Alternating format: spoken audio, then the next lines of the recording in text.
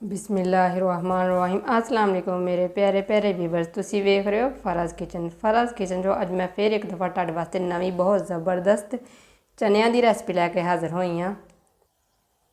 Video तुसी and तक वेखनी ताकि तुहाडा कोई भी स्टैप मिस ना होए। ते आओ हुण रेसिपी बनानी स्टार्ट करने हाँ। बिस्मिल्लाहिर्रहमानिर्रहीम जी व्यूवर्स, चने बनाने लई सब तो पहला लेने मैं एक पाओ काले चने, जिन्होंने मैं 6 ਤੋਂ 7 घंटे साफ करके अच्छी तरह धो के भगो दिता सी। ये काफ़ी हद तक नरम हो गए ने।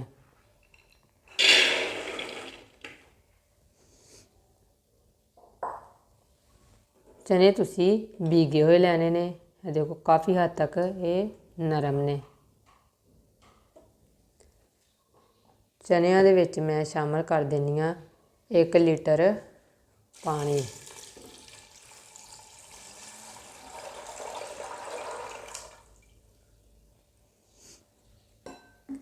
एक चुटकी असी दे शामिल करने मिठा सोडा। 1 टीस्पून असी दे शामिल करने नमक। नमक असी ये अगे भी शामिल करना है तड़के च, इस वास्ते नमक असी घट रखा है। वेट बंद करके 10 ਤੋਂ 12 मिनट लवाने ने। असी टाइम इहदा उदों नोट करना है जो इहदियां सीटियां, जो इहदा विसल चलन लग जे, उदों असी इहदा टाइम नोट करना है। तो इनू 10 ਤੋਂ 12 मिनट लगवाने ने। मिलने 10 ਤੋਂ 12 मिनट तो बाद जी व्यूअर्स। 10 मिनट असी वेट चलाया है।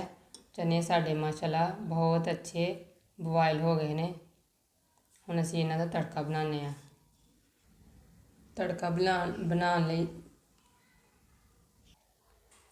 तड़का बनाने लई खूबसूरत जी असी कढ़ाई लईए। चुल्हा असी ऑन कर लिया है तो कढ़ाई दे विच 5 ਤੋਂ 6 टेबल स्पून असी कुकिंग आयल शामिल कर दिता है। कुकिंग आयल शामिल करन तो बाद 2 मीडियम साइज़ के मैं प्याज लए ने, जिन्हां दी मैं बारीक कटिंग कर ली है, वो शामिल कर देने हैं। काफ़ी सारा मैं लसन लिया है साबत, उन्होंने शामिल कर देने हैं। असी इन्हूं हुण फ्राई करने हैं।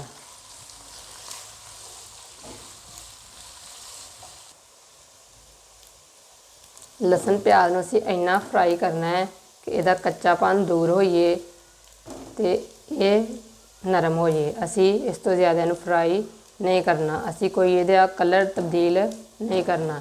बस इस स्टेज ते आके असी चुल्हा बंद कर देना ते इनू ठंडा कर लेना। ठंडा करन तो बाद असी मिक्सी दे जार च पा के इनू ग्राइंड कर लेने ते मिलने ग्राइंड करन तो बाद जी। अपनी कढ़ाई दे विच 1 चाय वाला कप असी कुकिंग आयल शामिल कर लिया ते चुल्हा असी ऑन कर लिया है। इहदे विच ग्राइंड किया हुआ लसन ते प्याज इनू शामिल कर देना। इहदे च मैं पानी शामिल करके इनू ग्राइंड नसी किया। इनू पानी तो बगैर ही मैं ग्राइंड किया सी।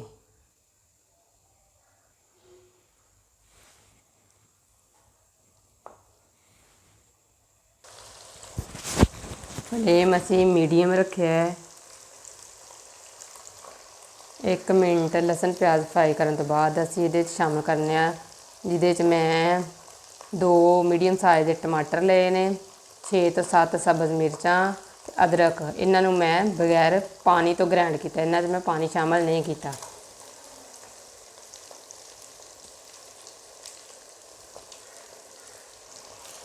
इन्हां दी असी भुनाई करने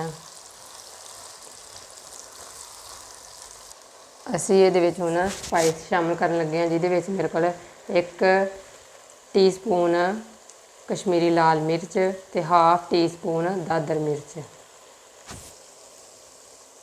हाफ टीस्पून हल्दी पाउडर, हाफ टीस्पून नमक। नमक असी पहले भी शामिल किया इस रेसिपी च, इसलिए अपने जायके के हिसाब नाल नमक तुसीं कम या ज़्यादा कर सकते हो। 2 मिनट अच्छी तरह मसालिਆਂ की पकाई करन तो बाद असी इहदे शामिल करने हाफ टीस्पून काली मिर्च कुटी हुई, 1 टीस्पून गरम मसाला, 1 टीस्पून सुक्का धनिया कुटिया होया। अच्छी तरह इसकी असी पकाई करनी है ताकि साढ़े मसाले सही तरह भुज जान। अगर तुहानू लगे कि तुहाडा मसाला नीचे लगन दिया है, तुसीं इहदे विच पानी का छट्टा भी लगा सकते हो। जी मसाला साडा अच्छी तरह पक गया है, इसका कलर तब्दील हो गया बिल्कुल, कोई ये पानी नहीं हैगा, बिल्कुल ड्राई हो गया है। हुण असीं इहदे विच शामिल करने आ अपने बॉयल किए हुए चने।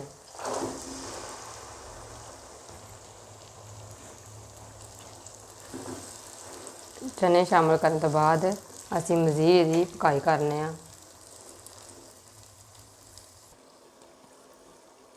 जी माशाल्लाह साढ़े चने तैयार हो गए ने। माशाल्लाह कितनी खूबसूरत इन्हां दी लुक है। असीं हुण चुल्हा बंद कर देने आ। जी व्यूअर्स माशाल्लाह बहुत ही मज़े का चने सालन साडा तैयार होया है।